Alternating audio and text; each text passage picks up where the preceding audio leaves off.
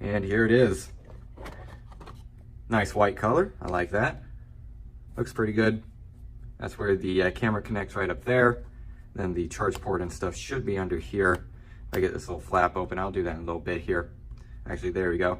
And it comes with a 32 gigabyte micro SD card included also. And then your USB-C charge port is under there. All right, so what I am going to do now is go ahead and put up a picture that was taken from this thing. And in my opinion, it actually looks pretty decent, especially for the price point of this thing. Now, when you're not inside of like an ear or wherever, if you're like just having this thing like on a table and you have the camera on, this thing looks absolutely terrible. It's totally pixelized and stuff. But when you get into like a close-up, it's actually really good quality. So that kind of surprised me. I believe the owner's manual said this thing is 1 megapixel, so I wasn't expecting it to do very well, but it actually did better than what I expected. So now, since I showed you guys the picture, I'm just going to go over the different functions of this thing. So first of all, to turn it on, you just simply press and hold the power button here. Digital inspection camera pulls up on the screen. And first of all, let's go ahead and go over the different light settings. So well, I can't really show this on camera since it's going to be looking at me. I guess I could just do it this way. Okay, so to turn up and down the brightness, you have to press this button here. And you can see that slowly brings down the brightness, right, or the LEDs right here, so basically brightness. So that's pretty cool. You can adjust that, which I do really like. Obviously, if this is inside of a ear or something, you're not gonna have any light inside of there, so this is a very handy function. Also, to take a picture, you press this button right here, and this is, I believe, so this is to actually zoom. You press up, which is pretty cool.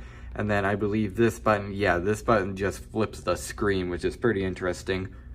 Also, you have OK. Now, if you press OK, that actually freezes the frame. So if you want to look at something and don't want it to be moving around, just press OK and it will pause the video or photo right there. So that is very nice. Let's go and set this thing down. You also have your settings right here, which you could change resolution, timestamp, and shutter sound. And you also have auto power off, language, date, time, format, default settings, and version. So that's all the different settings there. I guess let's go and see what's inside of resolution. So you only have one resolution setting right there. And then you also have timestamp, which you could turn that on or off. You also have shutter sound on or off. And auto power off, which you can turn off 5 minutes or 10 minutes, which is pretty cool. Language, all sorts of different languages there. And now let's go and press English. Date and time, which you can set. And let's get out of that. Do you have to press this? Yeah, there we go. Then you have format, which is, I believe, just to format the SD card, which is included, and I believe that is 32 gigabytes, which is pretty cool. And then you also have default settings, which is just to reset it, and version, which is just the version number, firmware version, and the model number too, so that's pretty cool. So there we are. You also have the M button, which changes between the different modes. Now we have video here, which you can in fact take a video from this thing, which is pretty nice. And to start recording, by the way, you just press this button here and it starts recording the video.